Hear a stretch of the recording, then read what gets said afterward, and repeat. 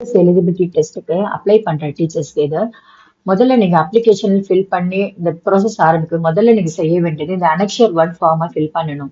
இதுல முதல்ல எடுத்தோடனே கேபிட்டல் லெட்டர்ல நேம் ஆஃப் த டீச்சர் எழுதணும். அடுத்தது date of birth and age, name of the post held now, இப்போ என்ன போஸ்ட்ல இங்க இருக்கீங்களோ அந்த போஸ்ட் எழுதணும்.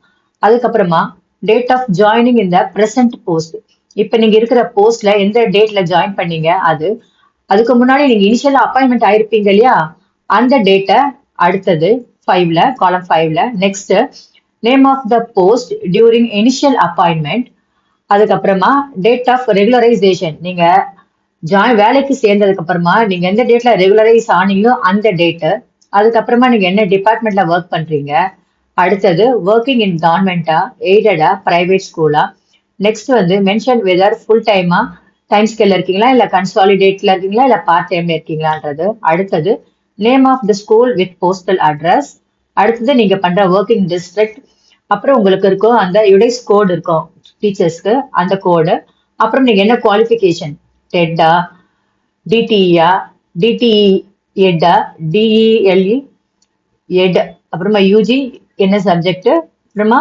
பிஎட் ஸ்பெஷல் பிஎட், அடுத்தது டீச்சர்ஸ் எம்இஸ் ஐடி நம்பர், இது வந்து எல்லா டீச்சர்ஸ்க்குமே இருக்கும் ஒர்க்கிங் டீச்சர்ஸ்க்கு அதோடைய நம்பர், அப்புறமா எம்ப்ளாயீஸ் ஐடி இருக்கவங்க எம்ப்ளாயீஸ் ஐடி, இதுல வந்து உங்களுடைய பிரின்சிபலுடைய சைன் வாங்கணும் இந்த அப்ளிகேஷன்ல. இங்க அடுத்தது signature of the candidate, place, date, இதுல சீல நீங்க மறக்காம வாங்கிடுங்க. இந்த ஒரு ஃபார்ம் ஃபில் பண்ணணும். அடுத்தது இன்னொரு ஃபார்ம் இருக்கு, அந்த ஃபார்ம் இந்த ஃபார்ம் சைன் வாங்கிட்டு அடுத்து இன்னொரு ஃபார்ம்லயே சைன் வாங்கணும். இந்த ஃபார்ம்ல வந்து முதல்ல விடுனர் அட்ரஸ் எழுதிடுங்க, அடுத்தது பெறுபவர் அட்ரஸ், அடுத்தது நீங்க வந்து 2 பேப்பர் எழுத போறீங்க. பேப்பர் 1 எழுத போறீங்கன்னா இந்த இடத்துல நீங்க பேப்பர் 1 போடணும். தகுதி தேர்வு தாள் 1 எழுத அனுமதி, இந்த இடத்துல தாள் 1 போடணும்.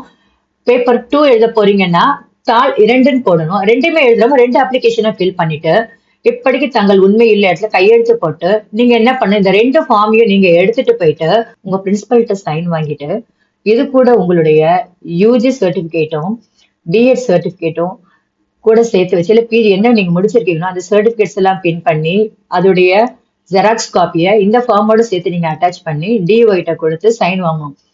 டிஓகிட்ட இருந்து சைன் வாங்கிட்டு வர்றதுக்கு இன்னும் கொஞ்சம் நாள் ஆகும். அதனால என்ன பண்றீங்க எல்லாருமே இப்ப உடனே உங்களோட அப்ளிகேஷன் ப்ராசஸ ஸ்டார்ட் பண்ணிடுங்க. அது டிஓகிட்ட இந்த ஃபார்ம் 2 சைன் வாங்கிட்டு வந்ததுக்கு அப்புறமா நீங்க ஆன்லைன்ல டெட் எக்ஸாம்க்கு அப்ளை பண்ண ஆரம்பிச்சிருங்க.